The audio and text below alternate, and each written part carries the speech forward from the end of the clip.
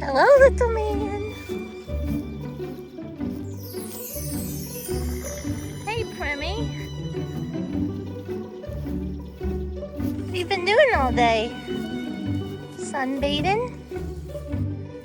Hello, little monster. I have finally settled on what I think is the perfect name for this little guy. I spend little bits of time with him every day, but I've realized that I haven't really posted too many videos of him growing up. He really does change a little bit every day, but today I'm going to show you guys what I've been up to with him.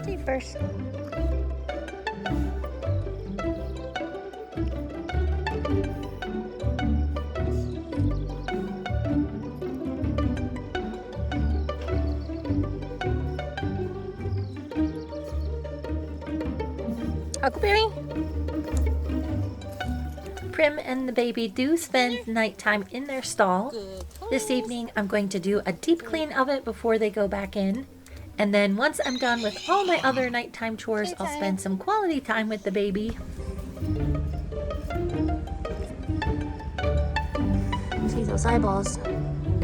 Getting very dark and mysterious.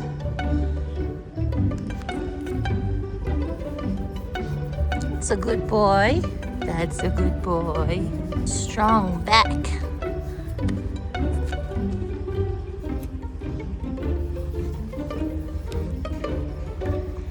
That's a good boy. Good boy. Boy. See those little leggies? No biting, no. That's a good boy. Hey. Oh. No kicking. That's a good boy. Using your brain. That's a good boy. Back to work. Back to work. In some of the earlier videos with this guy, I did get asked a bunch about doing some imprint training. Over the last 5 or 10 years, there's been a lot of discussion about the effectiveness of imprint training. When he was born, I did have to have my hands all over him to make sure that he was revived and breathing correctly. I spent quite a bit of time drying him off, and then I did do the Madigan squeeze on him a few times. But besides that, I did not do any of the classic imprint training that you see. I'm really hoping that this little guy is my next open caliber cow horse, so I want him to remain pretty reactive. I don't want to overhandle him too much to where he's very dull.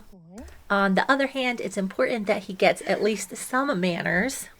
He is 3 weeks old, and at this point, I better start laying down a little bit of a foundation for him. Up until now, my interactions with him have been limited to a few minutes in the morning when I turn them out. I, of course, spy on them throughout the day, and then in the evening, I do spend a bit more hands-on time with this guy. The amount of time really depends on his attitude for the day. I did have quite a bit of trouble coming up with the perfect name for this little dude. Even though he did take a few days to bounce back from his traumatic birth, I could tell right off the bat that this guy was a little bit of a pistol. He's currently at the stage where he wants another horse to play with, and Prim is still pretty unimpressed by his shenanigans.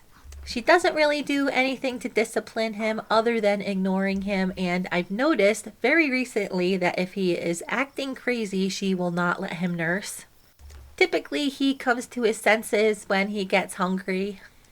He is growing at a pretty swift pace, and his muscles just keep getting bigger and bigger. While I have bred and birthed a lot of horses, this is the time frame that I usually don't get to experience. After the initial birth, most horses will go home and then grow up, and typically I wouldn't see them again until they're 2 or 3 years old for training. I've been able to breed, raise, and train a handful of horses over the years, and it is always super special. Shaping a young foal like this is a really important responsibility. In the past, typically I've trained all of my foals in a very traditional way. For this little guy, since I don't need to worry about moving him onto a new home, I am going to have a little bit more of a hands-off approach. I did get Scarlet from the auction when she was quite young, but at that point she had already had a significant amount of trauma. Since this little guy is always going to have the best possible care, I think I'm going to be more apt to create a little bit of a brat than a horse that is scared of humans.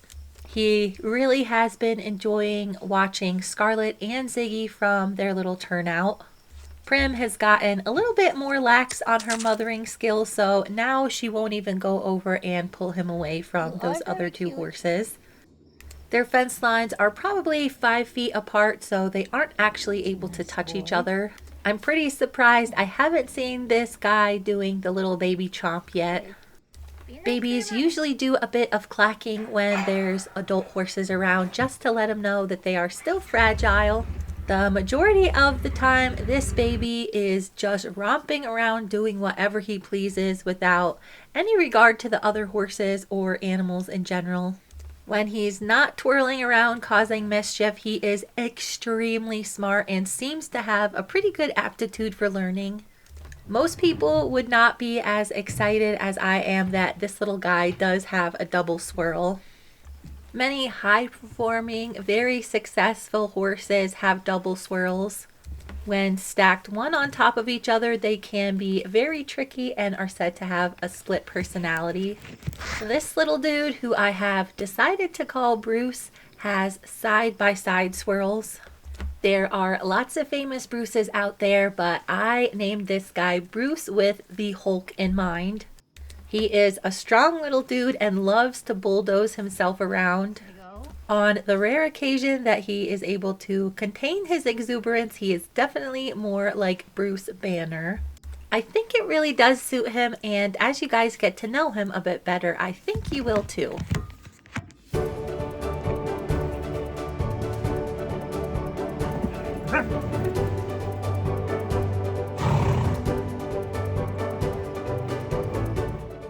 I've been trying to slowly increase the turnout time that these two are getting. Right now, whenever it's light out, they have access to this little turnout pen. Like a lot of fast-growing babies, Bruce has shown a little bit of contraction in his legs. Most people would probably not notice it at all because it is not very obvious. But it's really important that this guy has access to a place where he can walk around but not really get ripping. These two are pretty close to needing a bigger turnout, but it might be another week or two before Bruce is ready for that.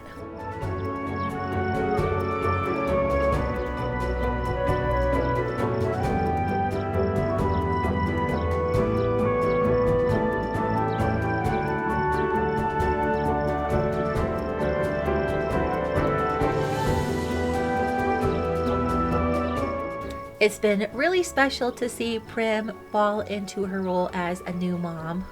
Over the last 3 weeks, she has done an exceptional job of making sure this guy gets everything that he needs, even if at some points he does get a little out of hand.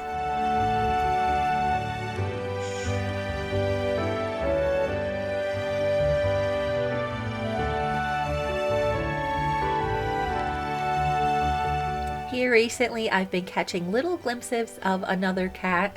I'm pretty sure it's the big fluffy cat I saw earlier in the year, but it seems to be pretty scared of me, so I'm just gonna keep my eyeballs peeled for it. Ivar, think I saw another one of your friends. Ivar? Ivar has been fitting in pretty seamlessly around here. He's still not super excited about me picking him up, but I do it every now and again just to let him know it's okay. He really has been itching to come in the house, which I don't think I'm quite ready for. Charlotte did seem to like him pretty well when he first got here, but recently she started to really not feel comfortable around him. Tiny keeps him in his place while they're outside though. Ready for your dinner? Most days the time does slip away from me. You are very nosy. There seems to be a lot more light earlier on in the year than we had in Montana, and right now it is almost 8 o'clock. I stripped out the stall completely and put in 4 bags of shavings and half a bale of straw. We've been having a lot of windstorms, and if I overbed this stall, it just blows to the neighbor's house. I'm also trying to keep the straw separate from the hay, so hopefully this little dude will stop eating it. He has been eating quite a bit of Prim's hay and hard feed.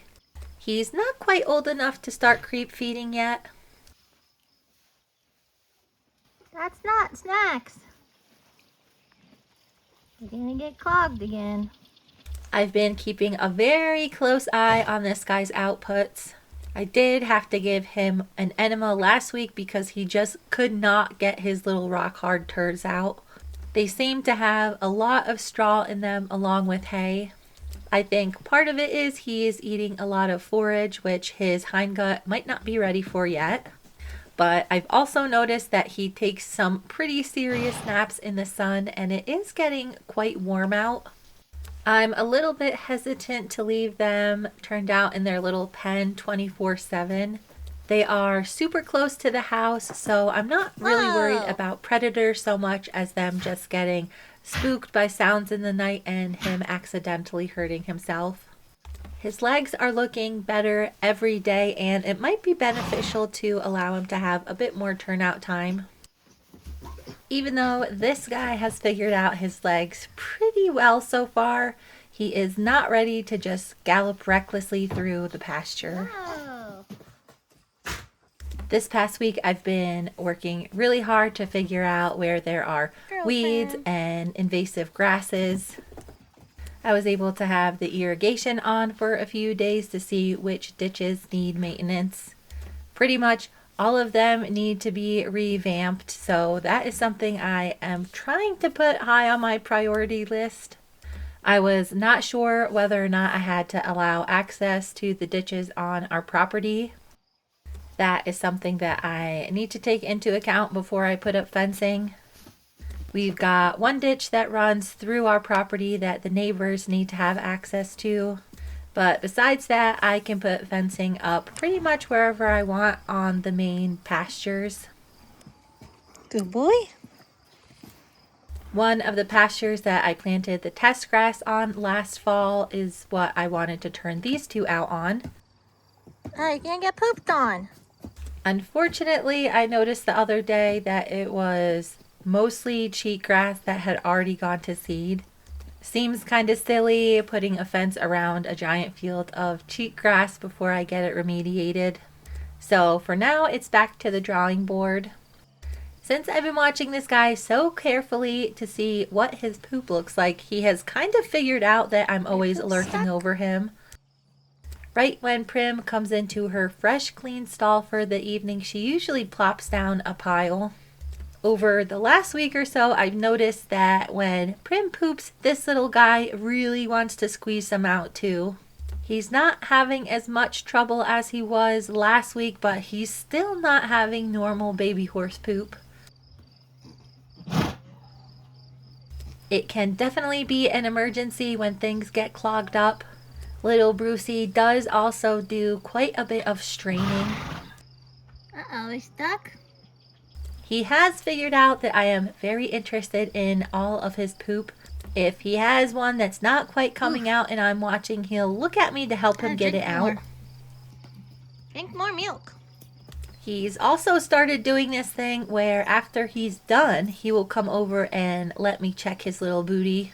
Want me to check?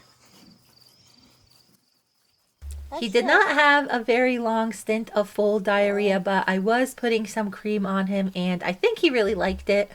He might be eating too much of Prim's food and not getting enough milk. They have a natural salt block and then a plain white salt block in here, but I still think he could use a little bit of extra hydration. If he continues to have really hard little poops, I might put them in their stall during the hottest part of the day. He loves his naps in the sun, but they're probably drying him out a little bit too much. I wanted to give you guys an updated look at Sparkler because she is changing so fast. You want an adventure? Ooh, you're grouchy. You are a little grumpy. She's become pretty good friends with the neighbor horses that are on the fence line, and she gets pretty upset when she has to come into her pen at night. In just the last week, I feel like the amount of white on her has maybe doubled. She does carry one copy of the LP gene, and her mama was a varnish roan, so I'm thinking in the end she is going to be mostly white. Even her mane is starting to get more streaks in it. Come on. Ivar has settled into his new routine around here. Every evening after I get all of the horses fed, Ivar and I go around and close the gates and check the electricity to the fencing. At this point in time, he actually listens a bit better than Huckleberry. Come on. Come on. Good boy.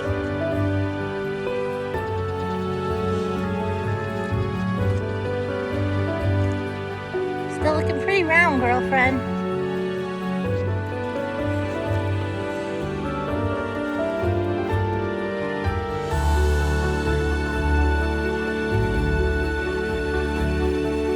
Big. Too good for grass hay?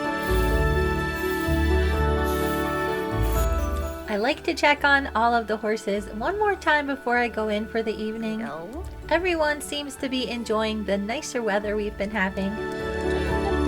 It's blue.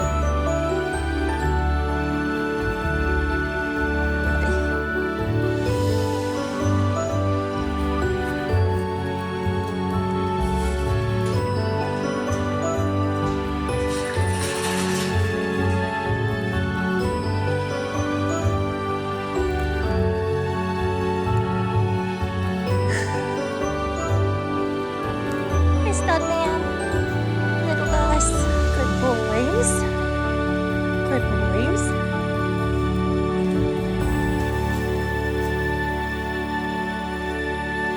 Looking good, Gussie.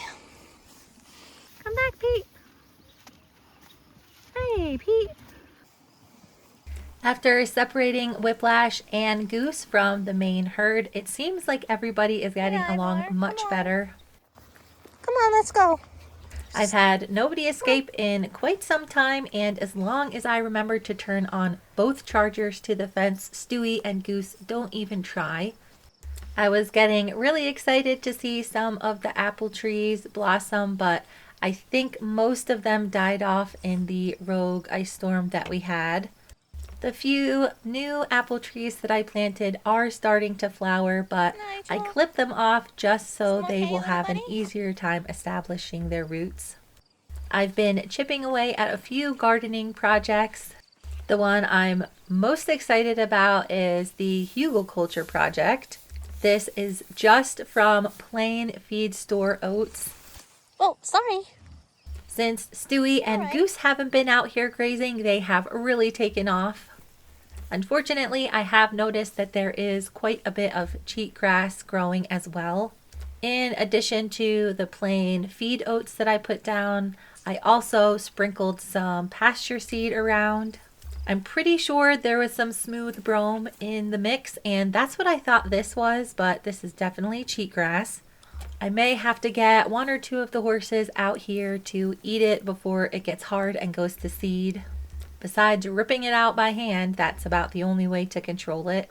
When I put in this long bed, I did add some compost to half of it. You can definitely tell there's a huge difference between the really thick area that has been composted and then the other area that is pretty sparse. That dirt is just stuff that I moved from a different area on the ranch. All right, getting some food for Nigel. Come on. I am sending in a soil test for heavy metals where the tire pile was. I'm not sure if I'm going to test any other areas of the ranch because it's pretty obvious what the ground needs. Probably for the first year, I'm just going to be adding organic material to the soil. I did find a pretty good example for you guys of just plain old smooth brome, which is what a lot of people plant to feed their horses. It looks so much like cheatgrass that sometimes they are very hard to tell apart. A few days ago, I went through the pasture and just mowed all of the cheatgrass I could find. Some of it had already gone to seed, but most of it was right on the edge. There is a very slight difference in the leaves of smooth brome and then the kind of brome that cheatgrass is. I honestly couldn't see when I looked at the two different varieties. It's kind of a bummer that it's the easiest to see when it's too late to mow or graze. Animals can certainly graze on cheatgrass, but it has to be before the seed head gets really hard and spiky. Come on. Oh, are you all right? Tiny doesn't do a whole lot of supervising for the evening routine, but Ivar takes it very seriously, and sometimes he gets a little bit too close. Your foot. The last thing I have to do this evening before I go in and spend some time with little Brucey is give Nigel a bit more hay. Nigel. I've been pleasantly surprised with this old dude since the baby's arrival. For some reason, he seems to be much more even-keeled. It looks like Prim is done with her hard feed, and after taking a quick peek at the baby's poop, I am now ready to do a little bit of training. Primmy, girl Prim. I pretty much just sit down and wait for this guy to come over and interact with me. Dude. Up, up, up, up. Not with those kickers. Some days he still has trouble figuring out if he's allowed to play with me like another baby horse. There was a point in time where he was very aggressive with his front Very feet. nibbly. Instead of reprimanding him, I decided just to teach him how to pick them up. Ouch. Every once in a while, he still gets a bit too excited though. If he ever uses an inappropriate amount of force around me, I just simply push him away. These tiny sessions are laying the foundation that he'll use for the rest of his life. Learning the rules of engagement for dealing with humans is one of the most important things that you can teach a baby horse. Before I put a halter on, he has a bit more to learn. You're gonna be in trouble, sir.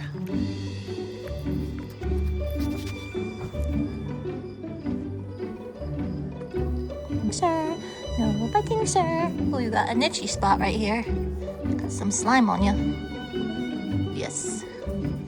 With him being pretty darn smart, he figured out very quickly that scratches are something that he gets when he is a respectable young man. Since he has gotten his teeth in, he has been a little bit on the chompy side. Since this is how baby horses investigate the world, I'm not too tough on him about it. He also thinks that he might be able to do some mutual grooming with me. Most nights he's pretty open to interaction and learning, but if he ever gets completely out of control, I just leave the situation, and that seems to be working pretty well so far.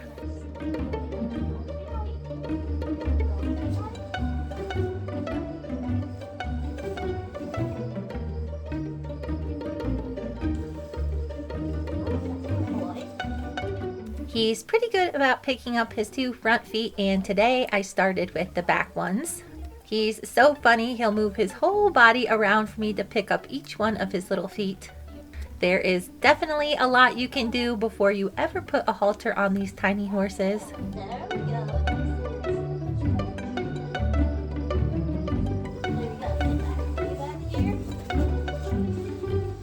He did chomp on me pretty hard one time, but after a little correction, he started to straighten up.